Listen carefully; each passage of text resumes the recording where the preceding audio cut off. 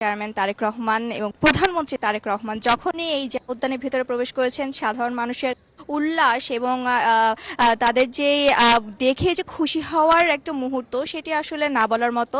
আর এখন এই মুহূর্তে আপনি দেখতে পাচ্ছেন এখানে যে উদ্যানে এসেছেন এবং তারা তারেক রহমান তার বাবা মার সমাধিস্থলে এখন দোয়া করছেন, মোনাজাত করবেন, সাথে স্ত্রী জোবাইদা রহমান, কন্যা ব্যারিস্টার জাইমা রহমান এবং সেই সাথে কিন্তু আরাফাত রহমান কোকোর স্ত্রী বা শর্মিলা রহমান এবং সেই সাথে তার দুই কন্যাও কিন্তু এখানে আছেন।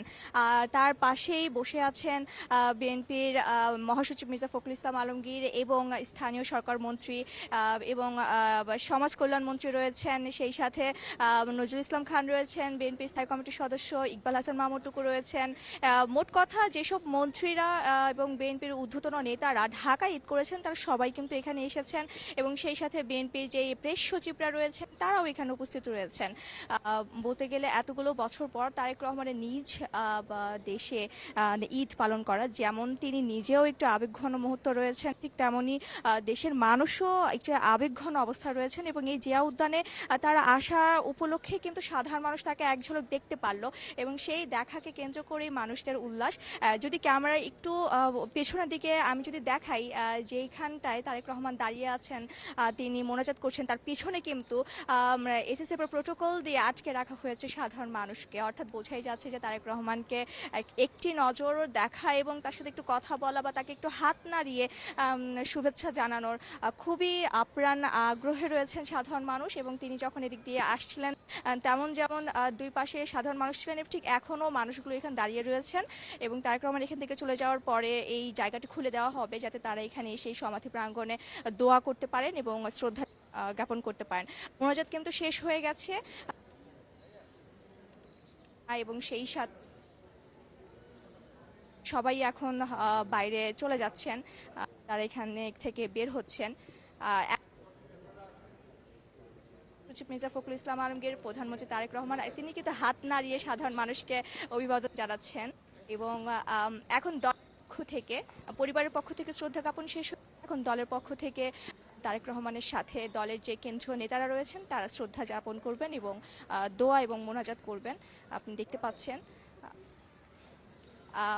বলতে গেলে এতগুলো বছর পর বিএনপির রাষ্ট্রীয় ক্ষমতায় আসা দীর্ঘ সংগ্রাম এবং রাজনৈতিকভাবে সাংবিধানিকভাবে দেশের আইন নীতি মেনে যে দলটাকে তারা এত বছর ধরে রেখেছেন এবং তারপরে এখন রাষ্ট্রীয় ক্ষমতায় আসা এবং সেই সংগ্রামে কিন্তু বিএনপির চেয়ারপারসন বেগম খালেদা জিয়া অসুস্থ হয়েছেন, কারাবরণ করেছেন এবং শেষে তিনি এখন দেশকে একটি ভালো অবস্থায় দেখেই তিনি মৃত্যুবরণ করেছেন। তবে ছেলে তারেক রহমানের জন্য কিন্তু এটি খুব শোকের একটি সময়, কারণ তিনি দেশে এসেছেন, কয়েকটি দিন মাত্র মাকে কাছে পেয়েছেন এবং তারপর মাকে হারিয়েছেন।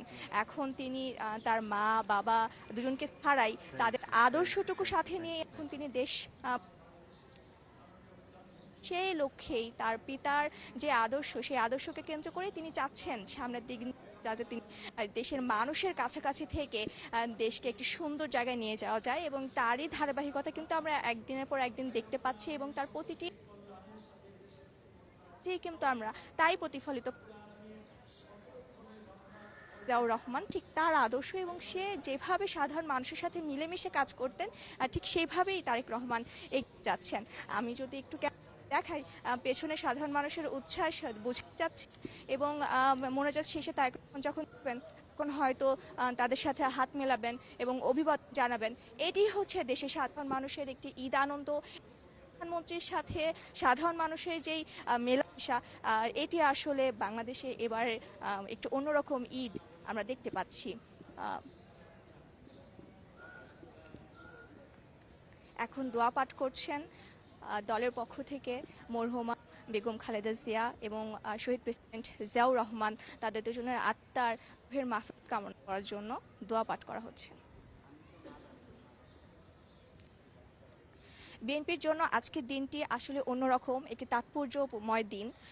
যদি আমি একটি কথা বলে রাখি লাবণী, আপনি জানবেন দীর্ঘ 17 বছর নেতাকর্মীরা শুধু এই শেরেবাংলা নগর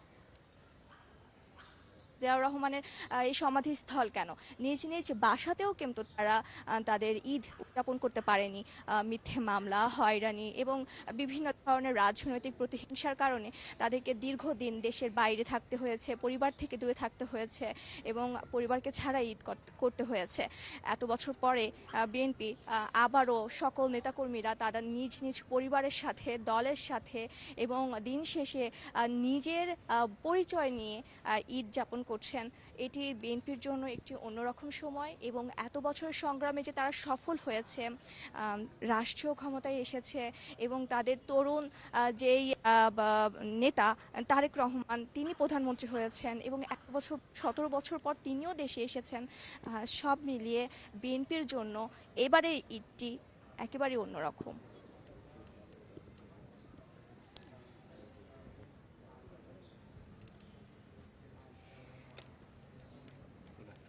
এখানে অনেক নিরাপত্তার ব্যবস্থা রয়েছে।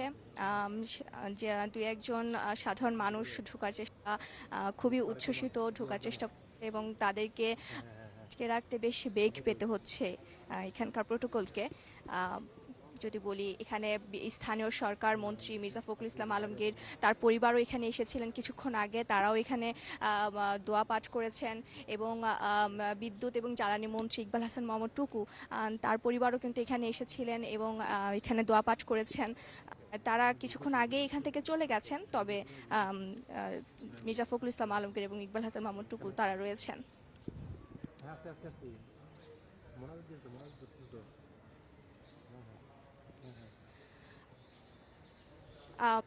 খালেদা জিয়াকে ছাড়া, মাকে ছাড়া সন্তানের এবার দেশের রাষ্ট্রীয় ক্ষমতায় আসা, প্রধানমন্ত্রী হওয়া, দেশে ফিরে এসে দেশে প্রথম ঈদ, পাশাপাশি কিন্তু মাকে হারানোর একটি বেদনাও তারেক রহমানের মনের ভিতরে রয়েছে। মাকে ছাড়া এবারই তার প্রথম ঈদ। ছোটবেলায় বাবাকে হারানো এবং তারপর এতগুলো বছর মা থাকলেও মার কাছে কাছে না থাকা এবং দিন শেষে মার কাছে ফিরে এসেও মার সাথে ঈদ উদযাপন করতে না পারাটা নিশ্চয়ই তার জন্য একটু বেদনা হবে। তবে দেশের মানুষের জন্য কিছু করতে পারা বা দেশের মানুষের জন্য কিছু করা, এই প্রয়াসেই কিন্তু তারেক রহমান এখন উজ্জীবিত। যদি